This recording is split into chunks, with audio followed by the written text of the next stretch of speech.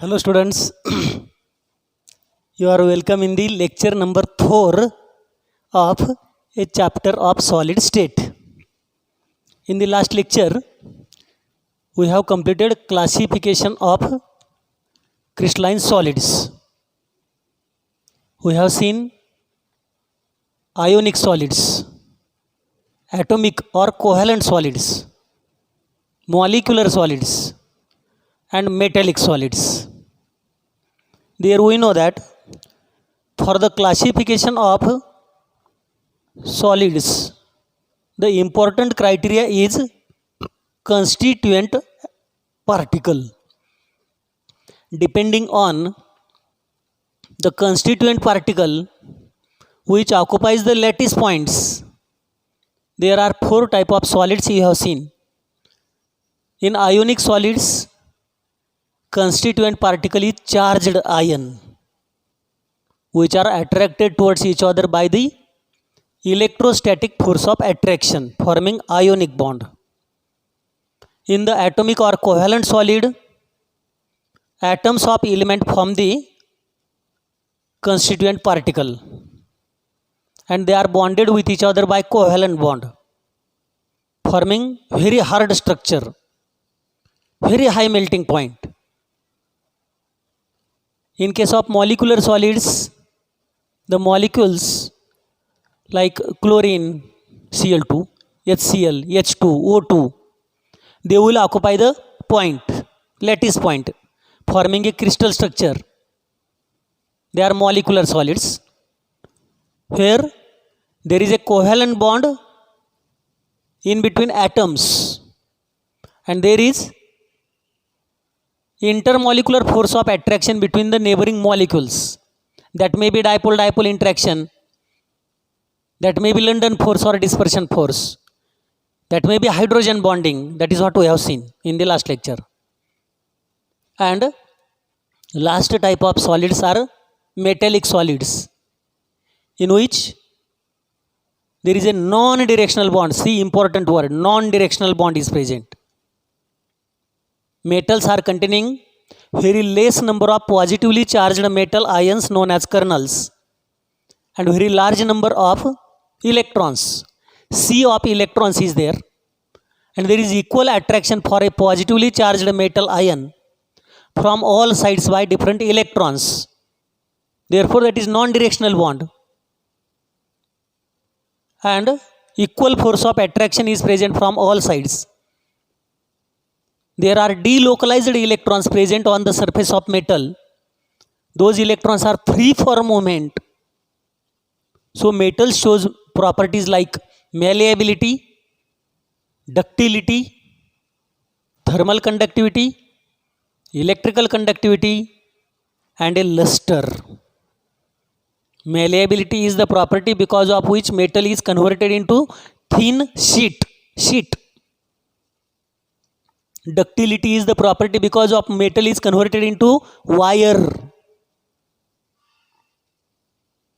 Thermal conductivity and electrical conductivity are the properties because of which electrons will flow from one position to another position with very high speed equal to the speed of light. And luster, metallic luster is there. That is, whenever a piece of metal is placed open to the atmosphere, it shows a shining performance because of absorption and release of energy by the electrons present at the surface of metal. That is the account of last lecture. Now in this lecture, see, we have to see crystal structure, how a crystal structure is formed, what is meant by lattice, what is basis, how they combine and how crystal structure is obtained, what is unit cell in the crystal structure and what are the type of unit cells. That is the part we have to complete over here. Crystal structure. See, important part over here. Crystal structure is three-dimensional. See, what is meant by three-dimensional? Important part I am explaining here, three-dimensional. See, this is one dimension, one direction, one dimension. This is a two dimension, second dimension. What is bond angle over here? 90 degree. 90 degree. If I see, this is x axis, this is y axis for two dimensions. But for three dimensional structure, here is z axis. Z. I have told you over here, what is this bond angle in between y and x? 90 degree. Bond angle in between y and z. What could be this bond angle? It looks to be 45, but not 45. It seems to be 45. It looks to be 45, but it is not 45, it is 90 degree. Because this structure I have drawn on board is a two-dimensional. So you feel like 45. But actually crystal has a three-dimensional structure. And in three-dimensional structure, this is 90 degree, not 45. See, I am explaining how it is 90 degree. I am taking the example of, see, this is chalk x-axis, x-axis. This is y-axis, x, y. What is bond angle over here or here? 90 degree. Over there on board I have showed like this, Z. Z. So you feel the bond angle here, x and z 45, y and z 45, this way it is there. But how actual structure for three, this is two dimensional on board like this. So you feel this is 45, this is also 45 because it is two dimensional. But three dimensional, how it is three dimensional? See, it is not over here. I am removing and now placing like this. Now it is three dimensional. Now you will easily come to understand x and z, x and z. What is bond angle here? 90 degree. Y and z, what is bond angle? 90 degree. This way it is a three-dimensional structure of crystals. Crystals have three-dimensional structure and the bond angle everywhere is 90 degree. In between x and y 90 degree, x and z 90 degree, or y and z also 90 degree. Every time that bond angle is 90 degree because it is a three-dimensional structure and crystal structure is three-dimensional. Now, henceforth you have to imagine three-dimensional structure like this. Somewhere you may not easily come to understand the concept, but I am showing you some models. We have thermocol models, and from that models you will easily come to know. See the crystal structure. What is lattice? This is the lattice structure. What I have done? See, crystal structure is nothing but a three-dimensional arrangement of atoms or ions or molecules. And that is explained with the help of two terms, lattice and basis. Lattice and basis combined together forming a crystal structure. So what is lattice? Simply, to show the lattice, I have taken the points. These are just a points. I have taken points in a space. Space. I have taken points in a space. Three-dimensionally I have arranged. Here you are looking it like as a two-dimensional. But three-dimensionally these points are arranged. So array of points in three-dimensional manner, arrangement of points in a three-dimensional manner is known as a lattice. What is basis? Maybe atom or ion or molecule, that is a particle. Particle attaching with the lattice forms a basis, and whenever basis covers the lattice point, it forms a crystal structure. See, this lattice point is covered by this basis here. Point is also there. Point we cannot visualize because this point is covered by basis.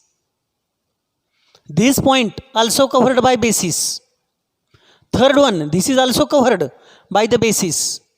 So, whenever lattice points are covered by the basis, forming a crystal structure, and this three-dimensional arrangement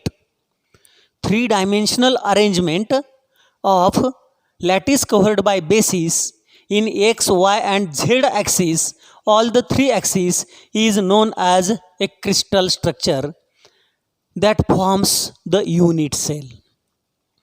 Similar type of arrangement is repeated again and again. Similar type of arrangement of particle is repeated again and again, and it forms a crystal structure. Maybe here 2 particles coming together forming crystal structure. Maybe 4 particles coming together forming crystal structure. Maybe only 1 particle coming together separately forming a crystal structure. And that is the repeating unit. So repeating unit is nothing but smallest structural repeating unit of crystalline structure is known as unit cell. Smallest structure which is repeated again and again is known as unit cell. Smallest structural repeating unit which is repeated again and again and forming a crystal structure is known as unit cell. And this is three-dimensional unit cell. If this is cubic, many cubic unit cell come together. Millions of cubic units comes together and form the structure of that solid, structure of that crystal. See, if this is cube, what is the repeating unit? Repeating unit is simple cube. Such a millions of cubes come together, stocked one above the other, placed one above the other, forming a structure. See, one cube, second cube, third cube, fourth, fifth, sixth, seventh. Such a type of millions of cube come together and they form a structure of crystal. At that time, crystal structure is also cubic. Have you got it? What is the statement I have made? The statement is that repeating unit is cubic and such a many cubic units are coming together forming the crystal structure. At that time, crystal structure is also cubic. So repeating unit has a resemblance, similarity with the structure of crystal, and the unit cell is same as that of the crystal structure. The edges of unit cell are written as A, B, C, and their angle alpha, beta, gamma. See, I am showing you one model. See over here, like duster. We have this thermocol model, cubic, simple cube we have made over here. See, this is one edge, this is another edge, and this is third. You got it? 1, 2 and 3, three-dimensional. You are looking directly 1 and 2, y-axis and x-axis, but here z-axis is there towards my side, z-axis is there. So 3 axes come together, length A, B and C. Bond angles alpha, beta, gamma. See, this is one bond angle, this is another bond angle, and this could be third bond angle. 3 bond angles are there. Here in cubic cell all the 3 bond angles are same. All edge length are also same because it is simple cube. See, whatever the height is there, same is width. Same is this side also. 1, 2 and 3.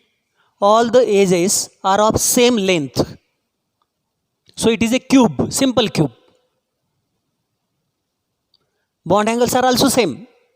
This is forming one type of unit cell. Now you are familiar with what is meant by unit cell and how it forms. Types of unit cells. In all there are 4 type of unit cell. First one is known as primitive or simple unit cell. Second, body centered unit cell. Third, face centered unit cell. And last is base centered unit cell. Now see how it is to be formed.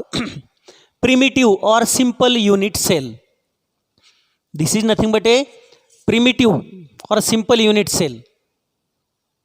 In this unit cell, see, here is 1/8 part at one corner, 1/8 part at second corner, third, fourth. How many corners are there? How many corners are there for this cube? 8 corners. 8 corners. 1, 2, 3, 4, 5, 6, 7 and 8. 8 corners are there. How many faces are there? Faces. 6 faces. 1, 2, 3, 4, 5 and 6. 6 faces and 8 corners are there. This is the primitive or simple unit cell. Second one is, see over here for simple one, 8 corners. At each corner, how much particle is present? If you see this one, how much is this particle? See, this is a totally one particle. It is divided into 8 equal parts. 8 equal parts it is divided. And one part, any one part is present at one corner. So 8 corners are there. At each corner, 1/8th part is present. How many corners are there? 8 corners. So totally one particle is present in this primitive or simple unit cell. This is the one particle. One particle. It is divided into 8 parts. And each one part from its 8th part is occupying the corner. At 8 corners, 1/8th part is present. So total number of particle is 1. If we disassemble this, if we break this and join together in simple manner, we will get such a type of one ball. That's all. See, this is very much bigger as compared with this ball. But this is also prepared from this ball, one ball only. Because here is empty space. And in ball, empty space is absent. In the ball, empty space is totally absent. Whereas here empty space is present. Therefore, volume is more. Volume is more, but empty space is also more. Therefore, we look to be bigger, this one. And this is smaller. So, only one particle is present in the primitive or simple unit cell. In the body centered unit cell, second type, that is also up like this only. Body centered cube. That also has 6 faces and 8 corners. But what happens is that only simple difference. There also at each corner, 1/8th part is present. So 1/8 into 8, that is one particle. Along with that, at the center, one more particle is present. So totally 2 particles are there. You got it? See, we are explaining this part at the time of Google Meet also. Live Meet. But here you should keep in mind that at each corner there is 1/8 portion, so one particle is there for 8 corners. Along with that, one more such a type of particle is present at the center. So that is modification. Body centered unit cell is modification of simple unit cell. 2 particles are there. In the face centered unit cell, at each face half particle is present. See, at each corner 1/8 portion is there. So 8 corners, 1 particle is present. And at each face half particle is present. Half particle. How many faces are there? How many faces? 6 faces. So 1/2 into 6, that will be 3. Totally how many particles are there? 4 particles. 1 plus 3, 4 particles are there in the face centered unit cell. And in base centered unit cell, at 2 opposite faces half particle is present. 1 particle is present at 8 corners, and at 2 faces, any 2 opposite faces, half particle everywhere. So one more particle is there. That is totally 2 particles are present in the base centered unit cell. Those unit cells and how to calculate the particles, that part we will see in detail in the next lecture.